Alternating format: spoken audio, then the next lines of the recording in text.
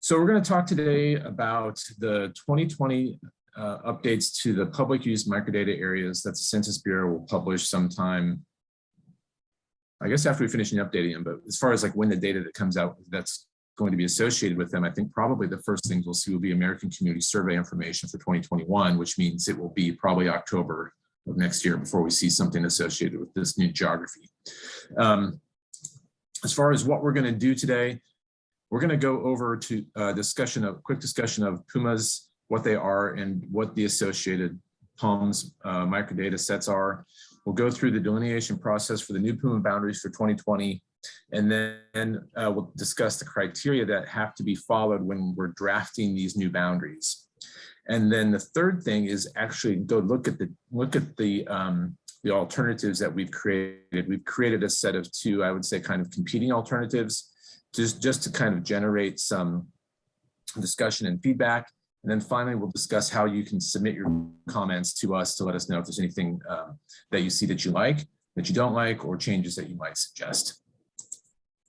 So the first thing we're going to do is kind of just cover all these acronyms and what they are, including a little bit about why the State Data Center is involved in this work. First off, as far as what are PUMAs? This is right off the census data website, but PUMAs are they're statistical areas, the public use microdata areas. They're non-overlapping statistical geographies that divide a state into areas with a minimum of 100,000 people. And when there's areas that maybe are more rural and more sparsely populated, the PUMAs generally tend to be agglomerations of counties.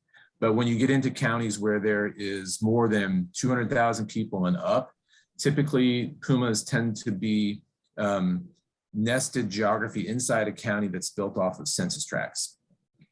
And then the second piece of the puzzle here is the public use microdata sample, or PUMs.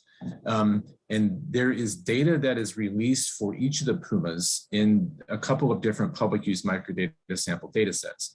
So the first is the ACS, the American Community Survey.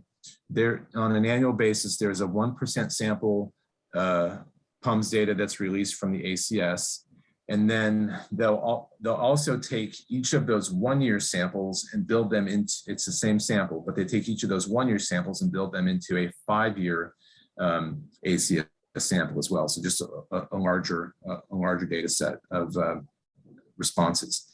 PUMs data is individual responses to the decennial census and the American Community Survey. So you get a household response, household characteristics and household variables, but then you also get responses for the different people that live inside of that household. So these are actual responses. They're not synthetic, not yet. There could be synthetic in the future. They're actual responses that are anonymized.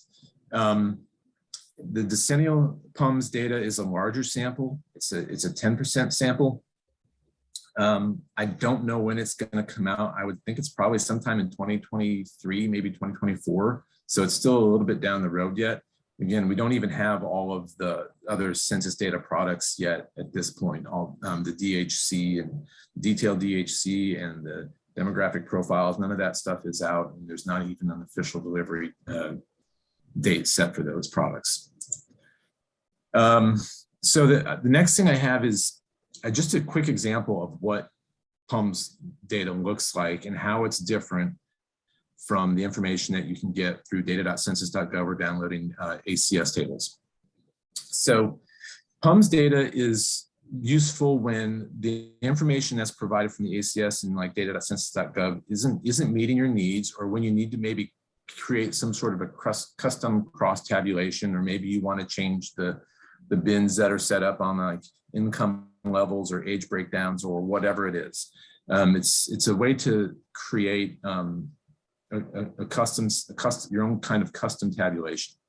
And so I thought an example would be to look at something that I've been asked to look at once back when we were talking about remote learning, and that was access to broadband at home. And so we looked at Blount County, and we looked at how the information in data.census.gov differs from what's available from PUMA. So let me just open this link.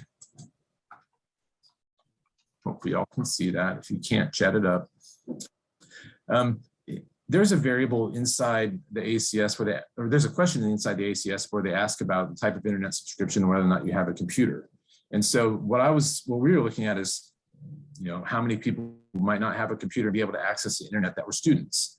So data.census.gov on that site, there's a table B28005, which lets us know if there's a computer and the type of internet subscription in a household by age. And it's kind of crude. So we can see in Blount County that there are 26,000 people almost 27,000 under 18 that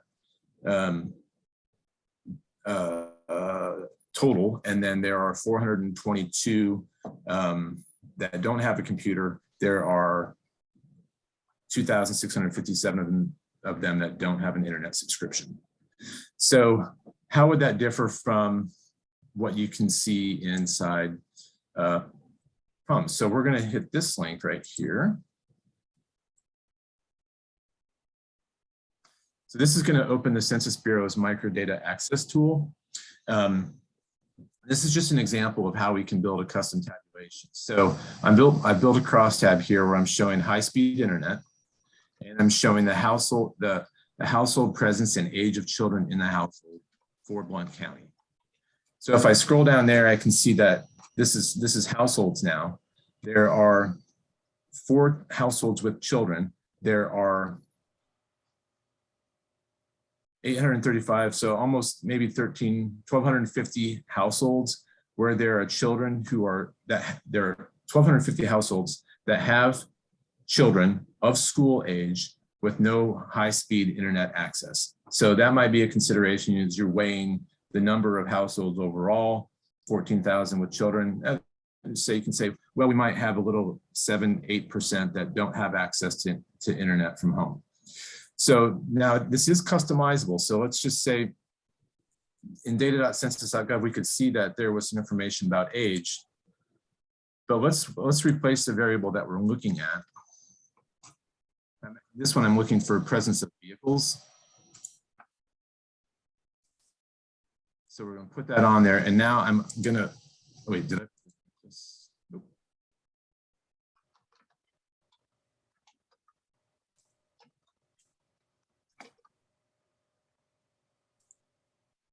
Move.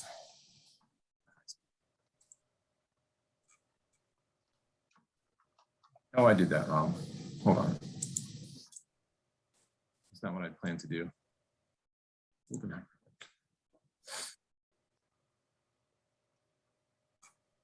Okay, so let's take out the children,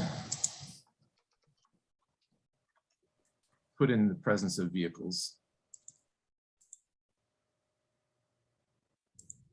remove the children.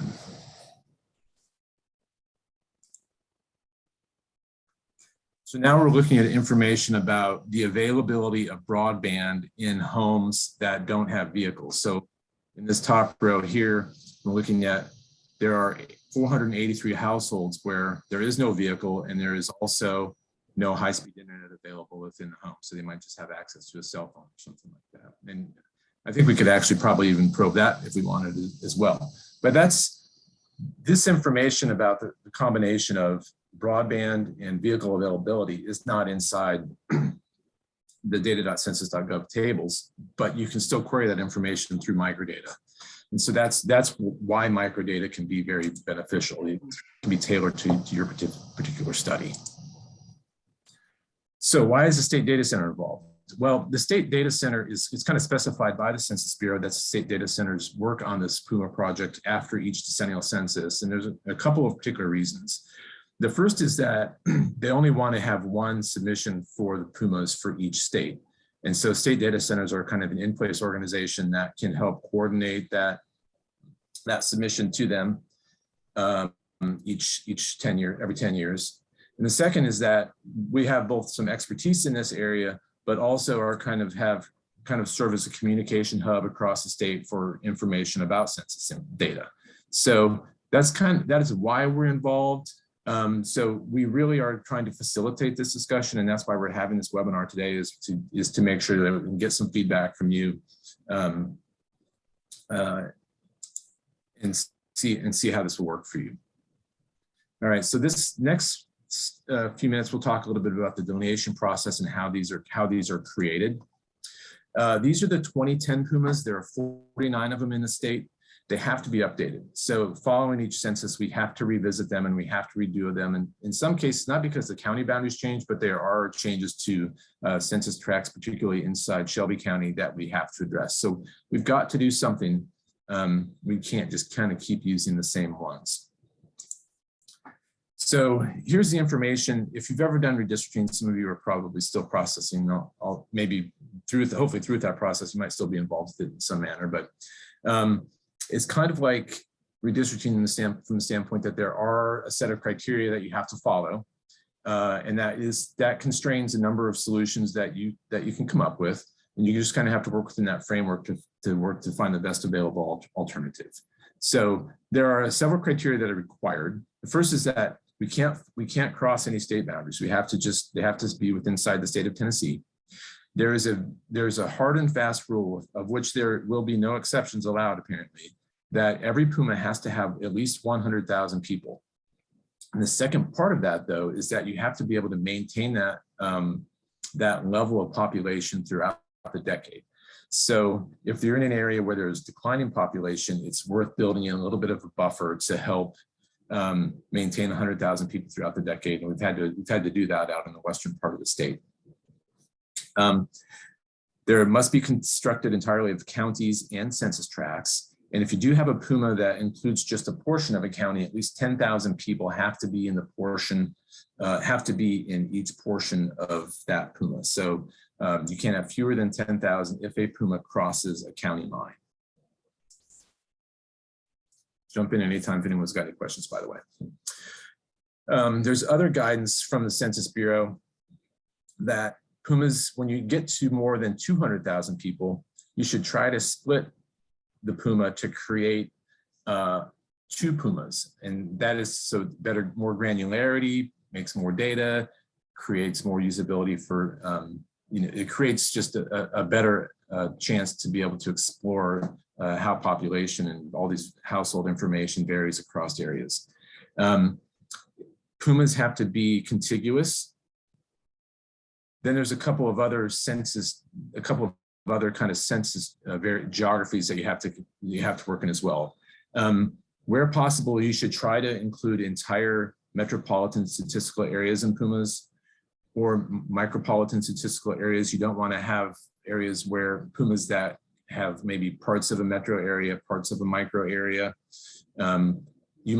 Ideally, you might have something where you have areas that were entirely out of metropolitan and micropolitan areas. They reference trying not to split urban and rural. Trying not to split the urban areas from the 2010 census. Those will be published fairly soon, or at least some criteria will be published fairly soon, is what our understanding. So we can kind of only partially consider that up in Tri-Cities, where there's kind of a couple urban areas come together. We try to be a little bit careful with those. And then the last one is very vague, but we want to create areas that kind of belong together. I guess it's kind of generally described as demographically, but I think we want to think about it in terms of interactions between maybe where people live and work, urban and rural. We kind of want to be a little bit broader than just demographically similar. We want to be thinking in terms of all other kinds of ways that parts of the state are similar and would be should be considered together. A couple other ones that we're throwing out is that if we have counties that have 100,000 people in them, we should try to build PUMAs that contain just that one single county. So Maury County, for instance, just exceeded 100,000 people. So we want to, if possible, we want to try to build a solution where we can isolate Maury County and look at the PUMS data for it. The other one, and this is some of these things are competing, they work against each other, is when feasible, try to maintain boundaries that were present in 2010 so that we can provide comparability between 2010 and 2020. When you're working with census tracts or block groups, there's obviously a lot of consideration about when you change those boundaries to try to make sure that the old ones can nest inside the new ones, or new ones can nest inside the old ones, and so on. To some degree, that's a little bit more difficult with PUMAs.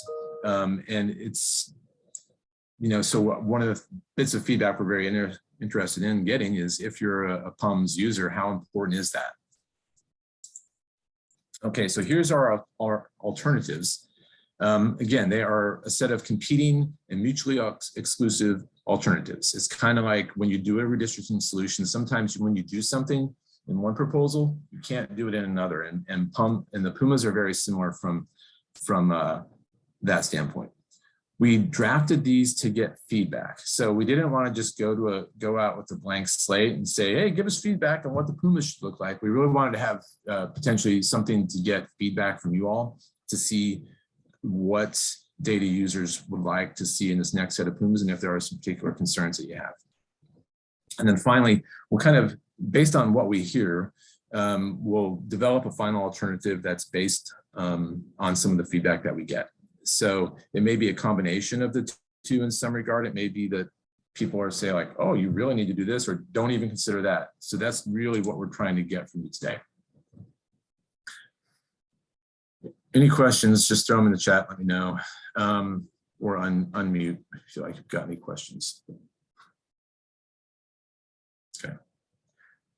The first alternative is, let's change as little as possible, and let's really focus on trying to preserve some comparability between 2010 and 2020.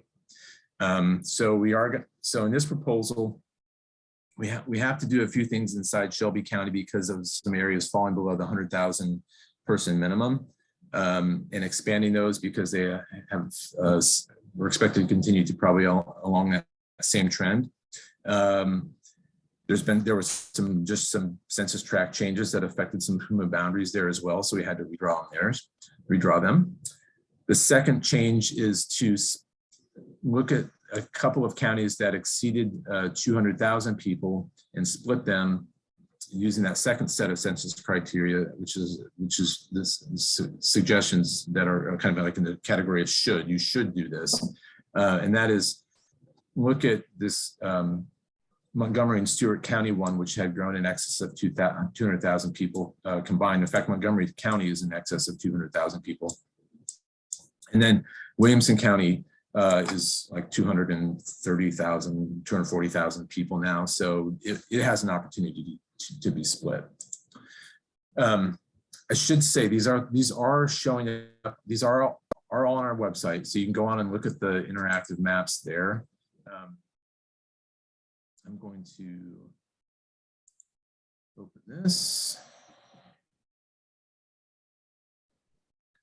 I kind of want to show you how this works so you can go in and look at them after this is done. So we'll just zoom in, enable scroll. Okay, we're going to zoom in on Shelby County, and I'm going to turn on this layer control over here. This lets me turn off the 2010 and just see the 2020 alternative one proposal by itself, so I can turn that back on as well. So just so you can kind of see what an area of change looks like. So this was the 2010 boundary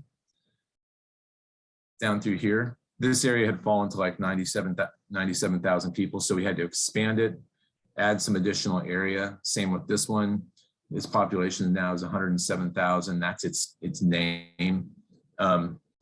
So that's kind of how this map works. If you want to look at just 2020, you can click that. If you want to see how the 2010 boundary, what it looked like, you can turn that layer back on.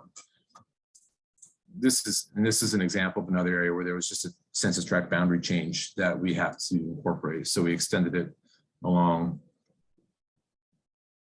this road, and I don't know the name of it.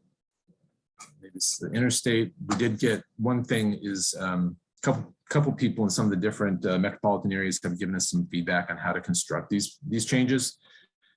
So thank those people that have provided input already. Here's an example of what the Williamson County proposed PUMA looks like. There's one in the more unincorporated and smaller towns, and then Brentwood and Franklin were shown in a new PUMA that's created in the center. So in this case, we did try to follow, incorporate the city limits, use the incorporated area boundaries as a way to draw these. There was another one up here in Stewart and Montgomery County where a portion of Clarksville was added as a standalone PUMA along with the balance of this. So the current boundary in this case follows just the 2 county lines, but we've split off another one. This instance, you'd be able to kind of add totals for both of these PUMAs to recreate, 2020 versus 2010. Everything else in the state basically remains the same. All right.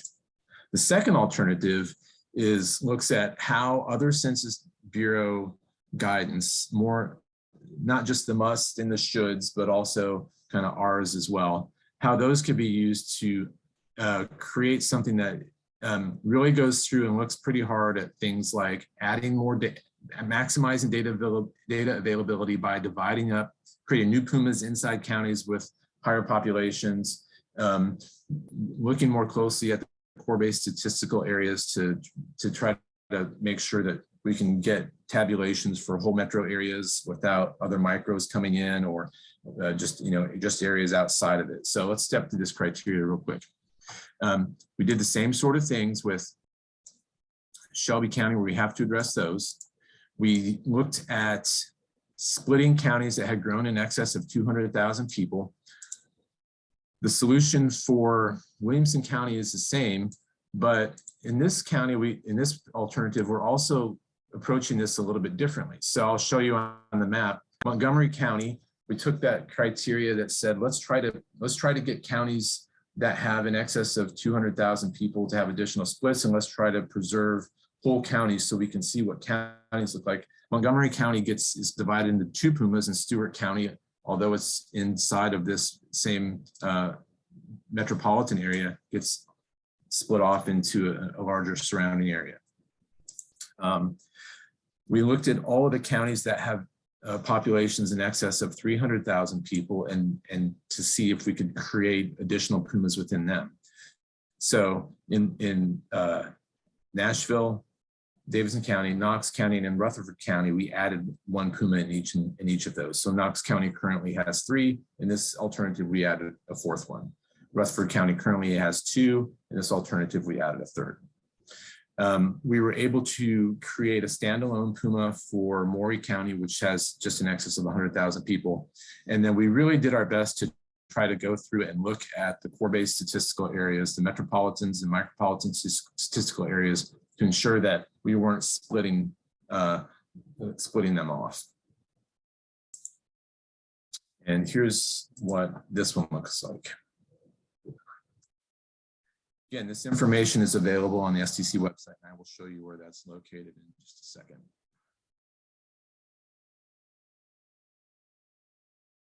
This one's going to look quite a bit messier. But you can see, if you recall in alternative 1, Stewart and Montgomery County were in 1 PUMA. In this solution, Montgomery County gets divided off into 2 PUMAs, and Stewart County is added into a larger area over here. And I'll just turn off 2010 so you can see it. So Stewart County gets added into this larger kind of rural area over here. There's quite a bit of changes, for instance, on the interior of Nashville, Davidson County, it's trying to say, this is maximize data availability alternatives. So we kind of have to throw out what was there previously. Now that this county is in excess of 700,000 people, we can get 6 PUMAs in there, but we can't use what was there previously. They kind of have to be disregarded. An example of how we're trying to do more with the core-based statistical areas, I think there's a good one. A good example is over here in Morristown. So the Morristown MSA includes Granger, Jefferson, and Hamlin County, which is the central county. We've created a PUMA that entirely encompasses it, and in doing so have put 2 micropolitan areas, Sevier and Cobb County, into a separate PUMA. Another example would be up in here. We try to do a better job of putting counties together that belong together. So the previous set of PUMAs for 2010 have a large PUMA that connects Johnson, Carter, Unicoi, and Greene County.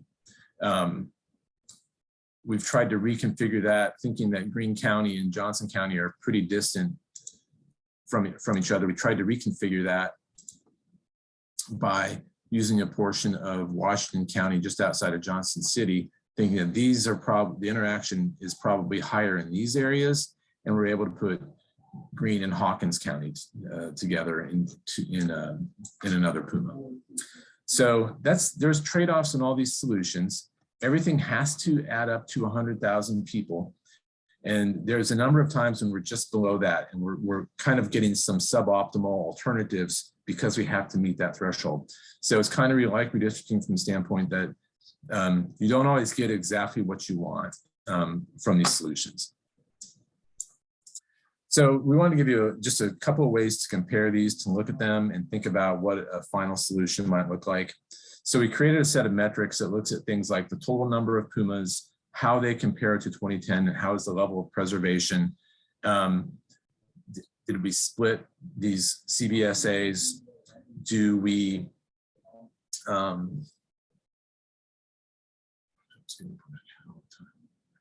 split counties? Do we have counties where we're putting portions of a county in with a larger PUMA, so you can't see what the totality of the county might look like? And then a couple of other kind of variables just to look at how the size of them compare. So the first column shows the 2010. There are 49 PUMAs in 2010. There were 12 in 2000. And I should say that the 2010s are largely just splits of the 2000 PUMAs. So alternative 1 really is just saying, let's just kind of keep building along that same path. Alternative 2, let's create a lot more PUMAs. We don't need to be we're not as concerned with the comparability. 47 of the 49 PUMAs can be compared with the 2010 PUMAs. In alternative 2, only 10 can, but we get a substantially larger number of PUMAs to get information on, and locally that may be a benefit to you. The number of PUMAs split in core-based statistical areas, it's 6 in 2010, 6 in alternative 1, and 5 in alternative 2. Number of counties split goes from 2 to 3 in alternatives 1 and 2. We've added more counties with between 100 and 200,000 people with standalone PUMAs. In alternative 3, we added Maury County. And then this is just a size comparison. So median PUMA size in alternative 2 is 116,000 people versus 130,000 in alternative 1. And here's the minimum and maximum of size. So the maximum PUMA size in alternative 1 is 196,000, and maximum in alternative 2 is 158,000. Okay, so before I turn it over to you all for comments and stuff, we'll talk about what the next steps are. These materials are available on the SDC website. So you can go on our website. There's those same interactive maps I showed you are there, along with descriptions of the alternatives and how they're different. We're trying to collect any feedback that you have by January 26th. The sooner you can submit those comments, the better, if you do have any. And then we'll post a final alternative and submit the final one to the Census Bureau on January 31st, 2022. Look at it. Back in 2020. And then as far as where these things are at on our website,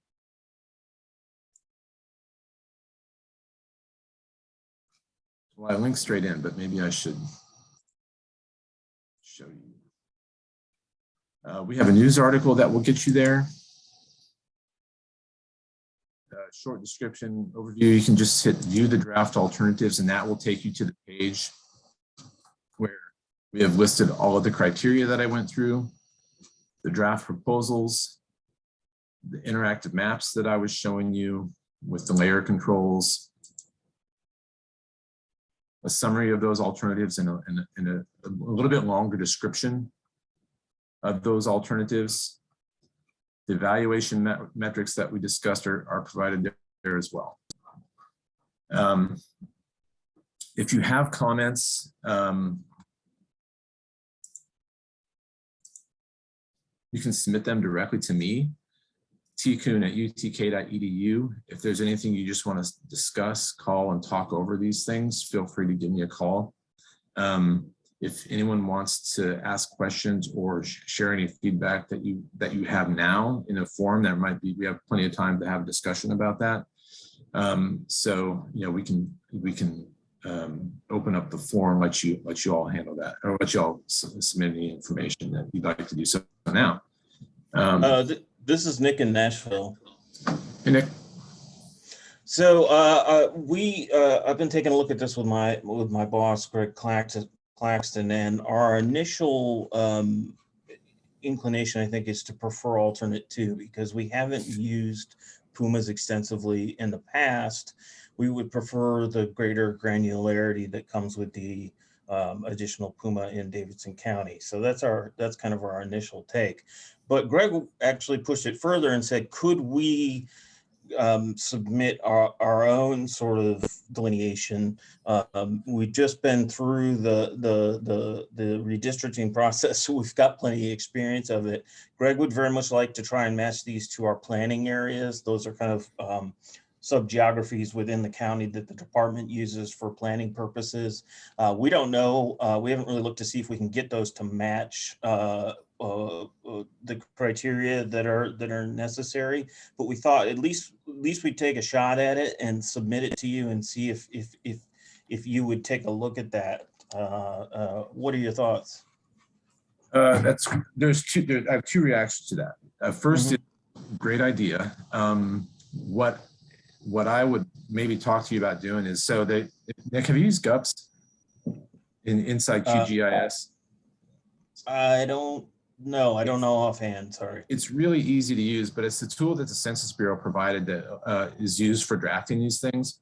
So actually, let me give you 3 bits of feedback on that. One is, yes, since Davidson County we want to create it as a standalone sort of solution. How it's divided up internally certainly is something that should be a discussion that's had between you and other users inside Davidson County. Max Baker at GNRC helped with these, so I know you know Max, and the two of you are certainly welcome to put your heads together and try to come up with something if you see something. So one, yes, you can get GUPS. I can help you do it. I can help you show you how to use GUPS, even give you a quick tour. 2, work with Max and come up with something that that might work well for you all. 3 is let me share my screen real quick again. Let me just share this one.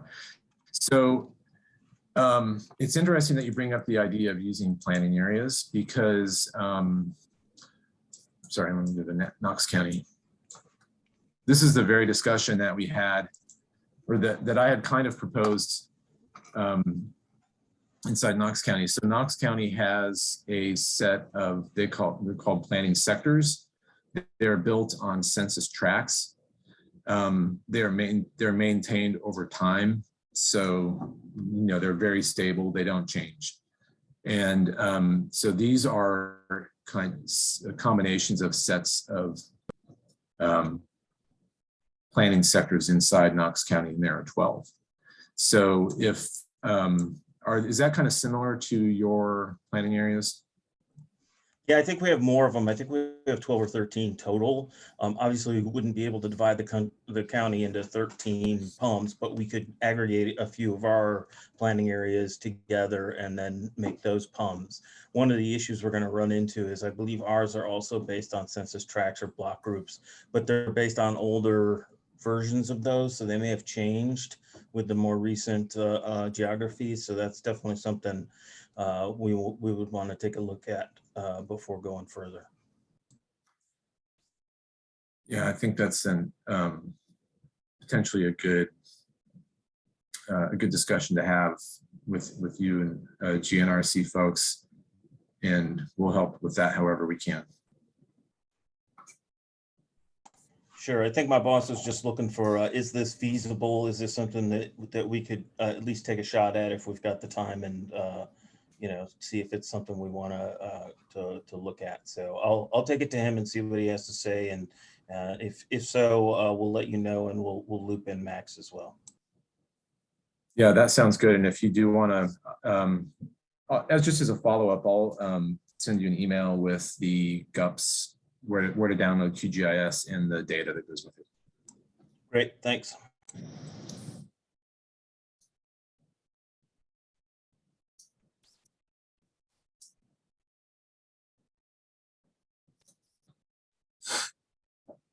Anybody else have any questions about the proposals, about PUMAs, about PUMs, about the process or the criteria?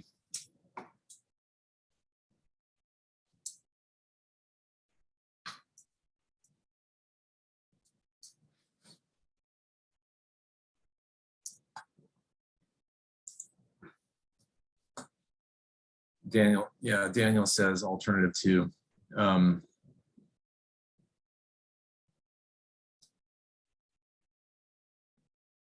Tennessee is, we're going to have to make changes because Tennessee is growing in different ways, different parts of the state too.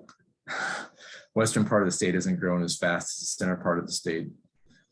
But the eastern part of the state's not growing as fast as the center. So we are going to have to kind of continually evolve these things over time, even if the criteria remain somewhat consistent. So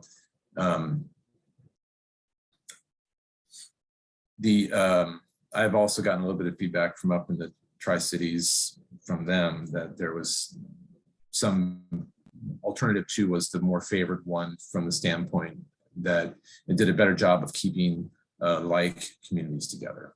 So that's always an opinion. So if you know, exploring the map and looking for those kinds of relationships is something that in your part of the state would be worth doing too.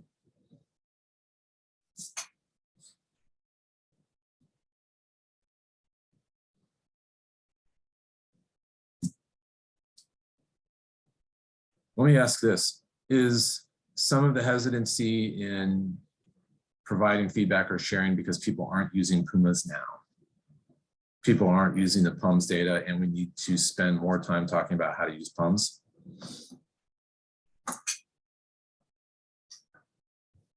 We had one webinar on the microdata access tool back in maybe May of 2020, but we could certainly schedule another one and get Kuhn, Reese, or maybe Ron to lead that webinar. Ron, what do you think? You've been quiet. You still on? Yes, I'm here. I'm just trying to listen and take it all in. Tim, so this is Ron Williams from the Census Bureau. Job. So what do you think, Ron? Where do you start, Tim? What would you like for me to do? Well, I think, yes, Mike Congress says yes. He's never really used PUMS before. So I think maybe we should talk with Kuhn about doing another MDAT session. This is Nick again. We'd be in favor of that as well. Again, because my boss is sort of floating this as something we want to try and get into. So any training or other opportunities would be great. If you've been coming to state data center conferences for a while, you probably remember the software called Data Ferret. And I know that there was more than a few presentations that used that software, and it was pretty horrible. So,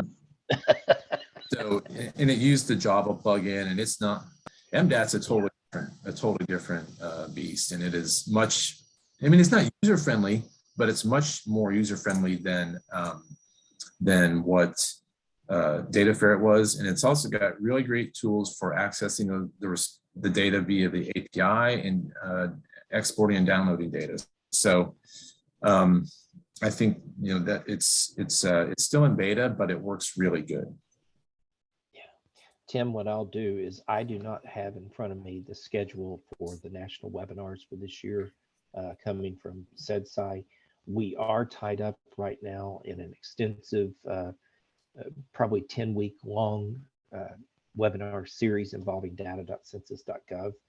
So I'm thinking it would, I can't guarantee a date, but I will talk to Kuhn, and also I'll look to see what training they might have already scheduled. But I'll do that for you. I have a meeting with her in about an hour and 15 minutes. So I'll talk to her then. Now, sometimes when I show you how to use it, it's maybe not how they intended it to be used.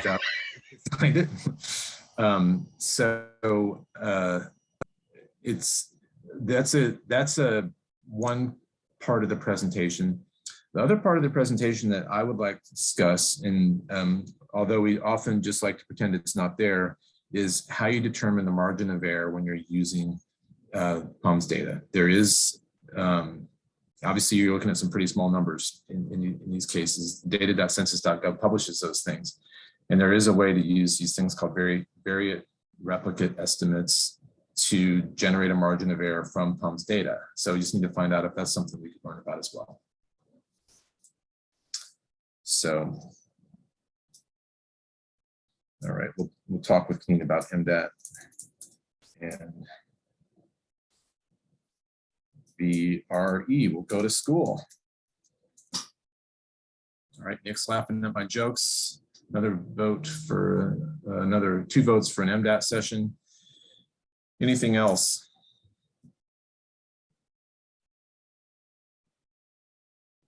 Okay. All right. There being none, we'll wrap this up. My email address tkuhn@utk.edu. Phone number is on the State Data Center website. Send comments in by January 26th. If you want to get into looking at some sort of sub area in your county and you want to take a whack at it like Nick is, I don't know if we've got anybody from Chattanooga on here, but you know, that's certainly a possibility. And no other webinars are currently scheduled. We will, we intend to do a webinar on population projections when those are available. So we'll be looking for information about that one. And that's it. So I'll stick around in case anybody's got any questions, but we'll end the webinar officially. So thanks for everyone that showed up. Appreciate it.